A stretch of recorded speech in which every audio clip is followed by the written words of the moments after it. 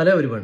മാനസികാരോഗ്യ ബോധവൽക്കരണ മാസമായ മെയ് മാസത്തിൽ നമ്മൾ ചെയ്യുന്ന ബോധവൽക്കരണ വീഡിയോ സീരീസിലെ രണ്ടാമത്തെ വീഡിയോ ആണ്. ആദ്യത്തെ വീഡിയോ നമ്മൾ പറഞ്ഞിരുന്നു മാനസികാരോഗ്യത്തെപ്പറ്റിയും അതിൻ്റെ കൂടെ ഡീറ്റെയിൽസ് പറയുകയുണ്ടായി. ഇന്ന് നമുക്ക് ശ്രദ്ധിക്കാം മാനസികാരോഗ്യ പ്രശ്നങ്ങൾ എങ്ങനെയാണ് ഡെവലപ്പ് ചെയ്യുന്നതെന്ന്. മാനസികാരോഗ്യ പ്രശ്നങ്ങൾ ഒരൊറ്റ കാരണത്തെ മാത്രം ഉണ്ടാകുന്നതല്ല. പല കോമ്പിനേഷൻ ഓഫ് ഫാക്ടേഴ്സ് ഒരുമിച്ച് ചേരുമ്പോഴാണ് മാനസികാരോഗ്യ പ്രശ്നങ്ങൾ ഡെവലപ്പ് ചെയ്യുന്നത്. അതായത് ബയോളജിക്കൽ ഫാക്ടേഴ്സ് ഉണ്ട്, സോഷ്യൽ ഫാക്ടേഴ്സ് ഉണ്ട്, സൈക്കോളജിക്കൽ ഫാക്ടേഴ്സ് ഉണ്ട്, ലൈഫ് റിലേറ്റഡ് ഫാക്ടേഴ്സ് ഉണ്ട്. ആദ്യമായി ബയോളജിക്കൽ ഫാക്ടേഴ്സ് എന്താണെന്ന് നോക്കാം. Biological factors it related to body and brain. നമ്മുടെ ശരീരത്തിനെയും അതുപോലെ തന്നെ മസ്തിഷ്കത്തിനെയും ബാധിക്കുന്ന കാര്യങ്ങളാണ്. അതിൽ നമ്മൾ ജനറ്റിക് ആയിട്ടുള്ള കാര്യങ്ങളുണ്ട്, പാരമ്പര്യമായിട്ട് മാനസികാരോഗ്യ പ്രശ്നമുള്ളവരുണ്ട്. മസ്തിഷ്കത്തിലെ രാസവസ്തുക്കളിലെ അസന്തുലിതാവസ്ഥ കൊണ്ട് മാനസികാരോഗ്യ പ്രശ്നം ഉണ്ടാകുന്നവരുണ്ട്, ഹോർമോണൽ ചേഞ്ചസ് വഴി ഉണ്ടാകുന്നവരുണ്ട്, ആരോഗ്യ പ്രശ്നങ്ങൾ, ഉറക്കക്കുറവ് തുടങ്ങിയ കാരണത്താൽ മാനസികാരോഗ്യ പ്രശ്നങ്ങളിലേക്ക് പോകുന്നവരുണ്ട്. ഒരു ഉദാഹരണം പറയുകയാണെങ്കിൽ, നമ്മുടെ പേരൻസിന് ഡിപ്രഷനും ആങ്സൈറ്റി ഒക്കെ ഉണ്ടെങ്കിൽ അവരുടെ കുട്ടികൾക്കും ഇത് തന്നെ വരാനുള്ള സാധ്യതയുണ്ട്. പണ്ടൊക്കെ ആണെങ്കിലും നമുക്കിങ്ങനെ പ്രോപ്പർ ട്രീറ്റ്മെൻറ്റ് എടുക്കാത്ത ആൾക്കാരൊക്കെ ഉള്ളപ്പം കാരണവന്മാർ പറയും നമുക്ക് ഇവരൊരു കല്യാണം കഴിക്കുവാണെങ്കിൽ ഇവർക്ക് മാറ്റങ്ങൾ വരുമായിരിക്കും എന്ന ചിന്തയിൽ കല്യാണം കഴിപ്പിച്ചിട്ട് ആൾക്കാരുണ്ട്. അങ്ങനെ ഒരു പ്രോസസ്സ് ഇപ്പോഴും നടക്കുന്നുണ്ട്. പ്രോപ്പർ ട്രീറ്റ്മെൻറ്റ് എടുക്കാതെ ഇപ്പം നമ്മുടെ ശരീരത്തിന് ഒരു എന്തെങ്കിലും പ്രശ്നം വരുവാണെങ്കിൽ, പനിയോ തലവേദന അങ്ങനെയൊക്കെ വരുവാണെങ്കിൽ അതിന് പരിഹാരമായിട്ട് കല്യാണം കഴിച്ചാൽ അത് മാറുമോ? ഇല്ല. ശരീരത്തിൻ്റെ അസുഖം പോലെ തന്നെയാണ് മനസ്സിൻ്റെ അസുഖം. അതിന് പ്രോപ്പർ ട്രീറ്റ്മെൻറ്റ് എടുത്താൽ മാത്രമേ ഉള്ളൂ അതിന് ഒരു മുക്തി പ്രാപിക്കാൻ സാധിക്കത്തുള്ളൂ.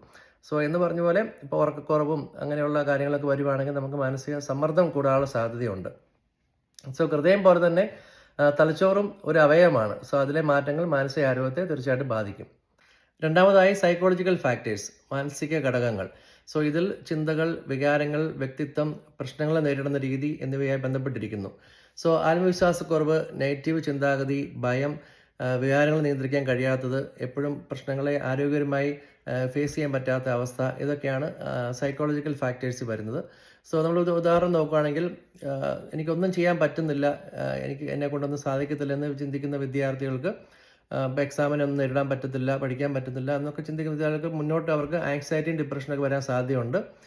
ചില ആളുകൾ പ്രശ്നങ്ങൾ ആരോടും തുറന്നു പറയത്തില്ല, അവർ തന്നെ മനസ്സിൽ മൂടി വെച്ച് നിൽക്കുന്നു. അവർക്കൊക്കെ മുന്നോട്ട് വരുന്ന ഒരു കാര്യം എന്ന് പറഞ്ഞാൽ അവർക്ക് മാനസിക തകർച്ചയിലായിരിക്കും പോകുന്നത്. ഒരു ഡിപ്രസീവ് എപ്പിസോഡിലേക്ക് പോകാനുള്ള സാധ്യതകളുണ്ട്. തുടങ്ങിയ കാര്യങ്ങളൊക്കെ ഒരു ഫാക്ടറാണ്, മാനസിക പ്രശ്നങ്ങളിലേക്ക് ഡെവലപ്പ് ചെയ്യാനുള്ള ഒരു ഫാക്ടറാണ്. അടുത്തതായിട്ട് നമ്മുടെ ജീവിത അനുഭവങ്ങൾ, ലൈഫ് എക്സ്പീരിയൻസുകൾ. നമ്മുടെ ജീവിതത്തിലുണ്ടായ വേദനാജനകമായ അനുഭവങ്ങൾ, ബാല്യകാലത്തെ ട്രോമ, ബാല്യകാലത്ത് എന്തെങ്കിലും ഉപദ്രവങ്ങളുണ്ടെങ്കിൽ ഉപദ്രവം, സ്കൂളിലൊക്കെ കുട്ടികൾക്ക് ഉണ്ടാകുന്ന ബുള്ളിങ്, അതുപോലെ തന്നെ പ്രിയപ്പെട്ട ആൾക്കാരുടെ വേർപാട്, വിവാഹ പ്രശ്നങ്ങൾ, ഇമിഗ്രേഷനിലുണ്ടാകുന്ന സമ്മർദ്ദങ്ങൾ, ഇതെല്ലാം ഒരു ജീവിതാനുഭവത്തിലുണ്ടാകുന്ന വ്യതിയാനങ്ങളെല്ലാം മാനസിക പ്രശ്നത്തെ ബാധിക്കുന്നതാണ്.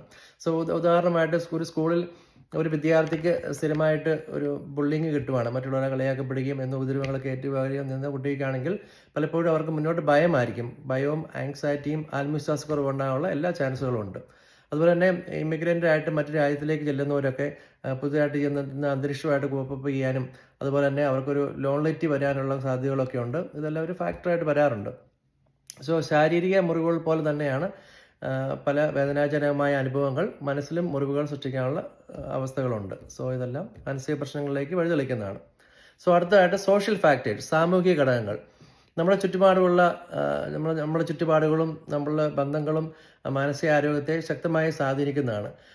ഫാമിലിയിലുണ്ടാകുന്ന conflict, financial stresses, lack of social support, അതുപോലെ തന്നെ വിവേചനം, discrimination, peer group pressures, work related stresses, ഇതെല്ലാം മാനസികാരോഗ്യ പ്രശ്നങ്ങളെ ബാധിക്കുന്നതാണ്.